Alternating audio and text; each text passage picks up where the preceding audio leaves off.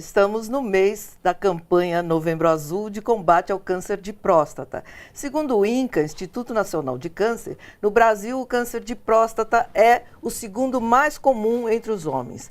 Perde apenas para o câncer de pele. Muitos mitos rondam essa doença, mas os tratamentos avançam com aliados como a robótica e a medicina do estilo de vida que você vai conhecer melhor aqui. Pois é, para falar sobre esses assuntos, estão aqui no estúdio com a gente o Dr. Marcos Tobias Machado, especialista em uro-oncologia, e o Renato Corrêa Baena, que é médico nutrólogo, especialista na prevenção de doenças crônicas associadas ao estilo de vida. Sejam muito bem-vindos. Obrigada pela presença de vocês. Sim. Vamos começar com o Dr. Marcos para falar um pouquinho sobre essa questão do câncer de próstata. Existem muitos avanços em relação à prevenção dessa doença, mas é diferente do câncer de mama, por exemplo, que a mulher pode tocar o seio e fazer essa prevenção a gente mesmo. O câncer de próstata não. O homem ele precisa ir no médico para fazer essa avaliação, certo? Sim, sem dúvida.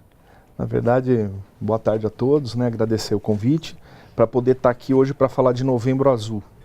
Que é uma campanha que está baseada no câncer da próstata, mas na verdade ela traz muito mais por trás, que é a questão da saúde masculina. Os homens não vêm ao consultório. Sim. E esse é o grande problema, O câncer de próstata é oculto, está por dentro, atrás do reto, você não consegue fazer o autoexame como na mama, E não tem sintomas? Na fase inicial não dá nenhum sintoma, é um inimigo silencioso, como a gente diz. Sim. Então realmente precisa vir ao médico e a campanha é para isso. É para trazer os homens para o consultório, para que possam ser orientados não só para problemas da próstata, que é a chamada da campanha, mas também para problemas como hipertensão, diabetes, doenças cardiovasculares, problemas mentais, estresse, que tudo isso altera a qualidade de vida, Altera muito a qualidade de vida dos homens. Então a ideia da campanha é mais ampla, e a gente está aqui para falar do câncer da próstata. Com que frequência o homem precisa ir ao médico para fazer o exame do câncer de próstata? O exame de câncer de próstata, a Sociedade Brasileira de Urologia orienta a partir dos 50 anos de idade, fazer anual para indivíduos sem fatores de risco. Indivíduos com fatores de risco, ou seja, aqueles que tenham pelo menos um parente de primeiro grau acometido pela doença, ou indivíduos da raça negra, que se inicia aos 45 anos. A evolução é lenta? De ano para ano pode surgir? Como que acontece? Sim, existem vários tipos de espectros dessa doença, sim, mas em geral é uma doença que evolui lentamente. Então, se o indivíduo vier ano a ano no consultório, a gente consegue fazer o diagnóstico de uma doença em fase inicial. E esta sim, a gente consegue oferecer a curabilidade. Para aqueles indivíduos que já não procuram médico, já chegam com uma doença avançada, a gente tem poucas chances de cura, ainda que viva muitos anos. Claro. Os tratamentos hoje conseguem prolongar muito a sobrevivência. No passado chegou a ser 2 anos para doença avançada, hoje está 5 anos. Você consegue fazer o indivíduo com doença avançada sobreviver, mas aqueles com doença localizada são curáveis. Então a mensagem é: venha ao médico precocemente, faça seus exames, o médico vai orientar as necessidades de fazer os check-ups, e aí vai fazer diagnóstico precoce. Os homens jovens não estão livres da possibilidade do câncer de próstata. Abaixo de 40 anos é extremamente raro, mas acima de 40 anos já é incidente, E a gente, o homem não tem só a próstata, sim, ela tem a parte sexual, ele tem a parte de estresse, de problema cardiovascular que mata muito o homem.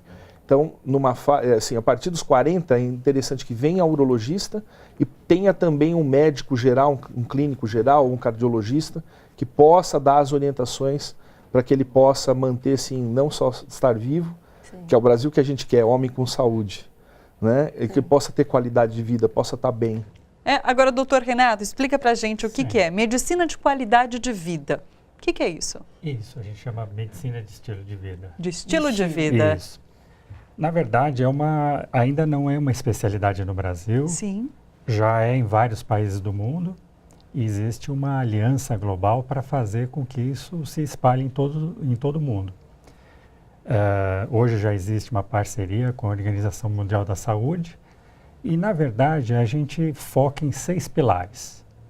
É um médico especialista nesses 6 pilares, sim, que seria a alimentação, seria a atividade física, o manejo de estresse, os relacionamentos saudáveis, que são importantíssimos preditores, talvez o preditor mais importante de qualidade de vida e sobrevida, seriam o manejo de estresse, já falei, a higiene do sono, e seriam também os comportamentos abusivos, que a gente diz, então o tabagismo, o alcoolismo e vários outros, né? Agora, e isso tudo, só um minutinho, desculpa. Isso tudo, a lógica é que eles precisam ser equilibrados, todos eles desenvolvidos, e daí a gente tem muita ciência comportamental aplicada para fazer com que realmente esses comportamentos sejam alterados de uma forma que a gente tenha saúde. Eu ia perguntar para o senhor o seguinte, a gente está vivendo um tempo bastante agitado, digamos assim, né? Muito confronto, muita briga, muita discussão. Isso tudo é um fator que pode nos fazer adoecer? Ah, com certeza. O manejo do estresse aí é importante. Na verdade, uma das coisas importantes, não só, eu diria, essas disputas que estão na sociedade, a própria relação nossa com a tecnologia, o que a gente chama de tecnoestresse, existe essa tecnoestresse? Sim, o tempo de tela, claro, seja grande. qual for, né, é um motivo de muito estresse para a nossa vida hoje em dia, né?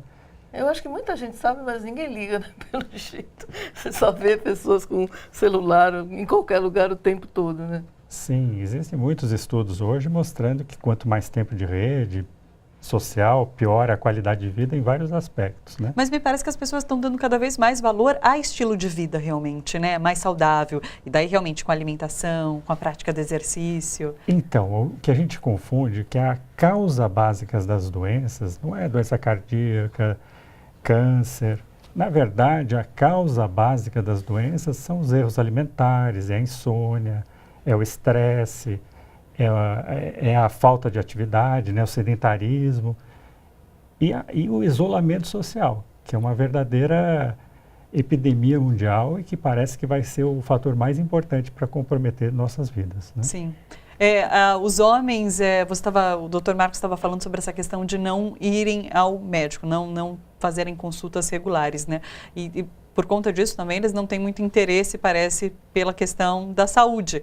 A gente foi para as ruas ouvir as pessoas em relação ao câncer de próstata, porque existe um tabu, né, em relação ao câncer de próstata, as pessoas acabam não discutindo e a informação não chega para essas pessoas. Então a repórter Cissa Soriano, ela foi para as ruas para ouvir o que os homens sabem sobre câncer de próstata. Vamos ver. A idade eu não sei muito bem ainda, mas acho que é depois dos 35 anos, né? Não sei. Você faria sem problema? Pretende fazer? Bom, faria, eu pretendo fazer também. Na realidade, entre amigos nunca foi tratado esse assunto, mas todo mundo sabe que é uma coisa que é preciso ser feita. E você sabe a partir de que idade? Eu acho que é a partir dos 40, se eu não me engano. Por que tem tanto preconceito? Não sei, porque o povo acha que é de uma maneira, mas na realidade já estamos no mundo mais moderno, é totalmente diferente, né? É um exame que eu acho que é como outro qualquer. O grande problema é que homens morrem mais que mulheres. Os homens morrem mais que as mulheres devido a isso, devido à falta de ir ao médico com rotina, que as mulheres normalmente elas vão de 6 em 6 meses, os homens só vai em último caso, quando está passando mal mesmo, quando tem alguma doença grave, pelo contrário, não vai, devido ao preconceito e muito devido também a falar que eu sou homem e nunca vou ficar doente. Eu fiquei assim cismado na primeira vez, porque era muita história que a gente ouve, né? Amigos, né? Sempre fala bobagem. Aí então na primeira vez que eu fui, eu fiquei morrendo de medo, né? Mas depois vi que não era nada disso, não tem que se preocupar não. Doutor Marcos, os tratamentos evoluíram bastante nesses últimos anos? Sim.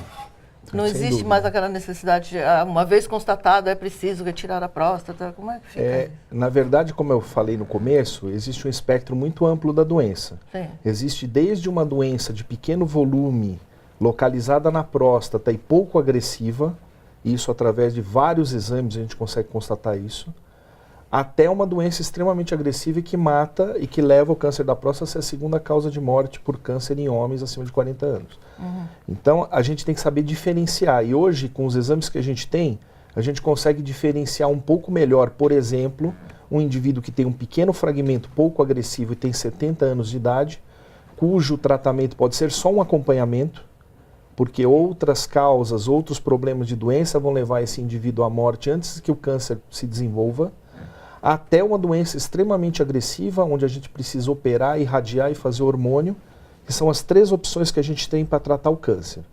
Quando ele está localizado na próstata e curável, ele tem basicamente 2 formas de tratamento mais comuns de cura, que é a cirurgia e a radiação. Aí, respondendo a tua pergunta, ambas delas evoluíram muito. Né? Tanto a cirurgia, que hoje a gente consegue fazer com amplificação de imagem, com aparelhos mais delicados, que permitem com que a gente preserve... Menos invasivos. Menos invasivo, com pequenos orifícios na cavidade abdominal.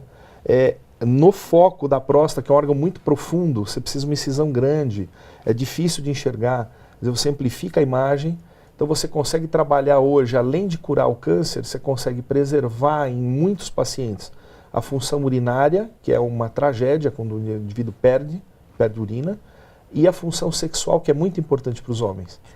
Ainda que não se possa preservar em todos, a gente já sabe hoje aqueles que a gente pode preservar. O nervinho passa muito perto da próstata, 2, 3 milímetros.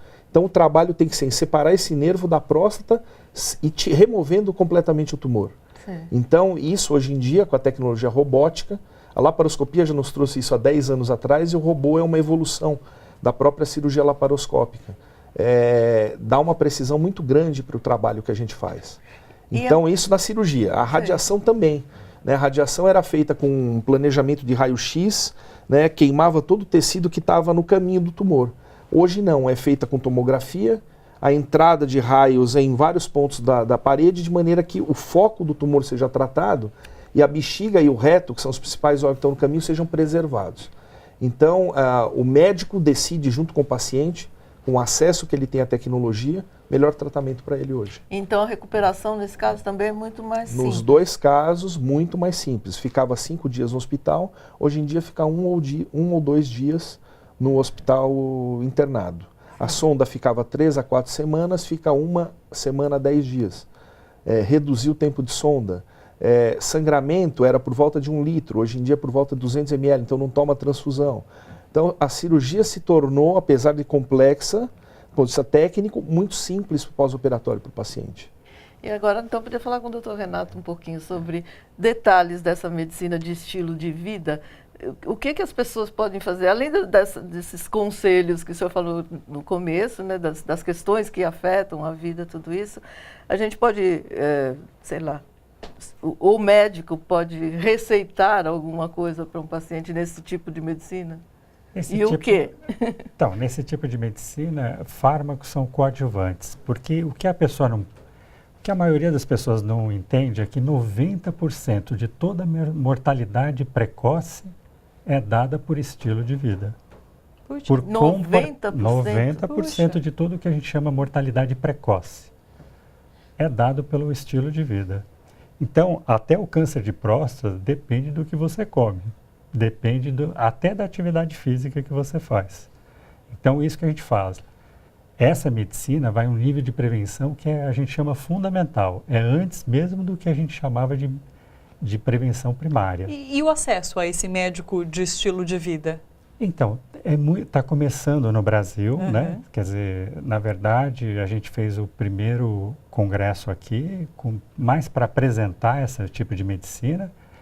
E, na verdade, são muito poucos médicos ainda no Brasil. É uma especialização? Então, aí no Brasil ainda não é uma especialidade médica, mas no mundo já é. Por exemplo, eu tive que me formar fora para vir aqui e começar o movimento aqui no Brasil. Então, são muito poucos ainda que... E a gente pode dizer que que essa medicina se aproxima um pouco mais da medicina chinesa do que da ocidental? Essa é uma questão interessante. Na medicina hoje, a gente tem uma coisa muito importante, que é usar as melhores evidências científicas. Então, a gente tem grandes estudos que são praticamente políticas públicas de democracias que que têm um estado de bem-estar social muito desenvolvido. Então, eles fazem grandes estudos importantíssimos. Esses estudos acabam encontrando quais são os melhores comportamentos de saúde que vêm da medicina tradicional, das tradições, das religiões e tudo mais. Então, é um cruzamento de duas grandes conhecimentos do mundo, Claro. desde o mundo ancestral e reconhecido pela melhor qualidade de evidência que existe na medicina. Então, eu acho muito importante porque volta para um básico, mas volta baseado em evidências científicas Sim. de grande qualidade, que hoje muitas especialidades médicas, apesar de dizerem que são totalmente científicas, trabalham com qualidade científica muito precária. Sim. Sim. Pessoal, muito obrigada pela conversa. Muito obrigada pela presença de vocês aqui. Valeu, obrigada. Eu é que Espero agradeço. ter Muito obrigado. esclarecido as dúvidas. Foi ótimo, foi muito bom. Obrigada. Ok.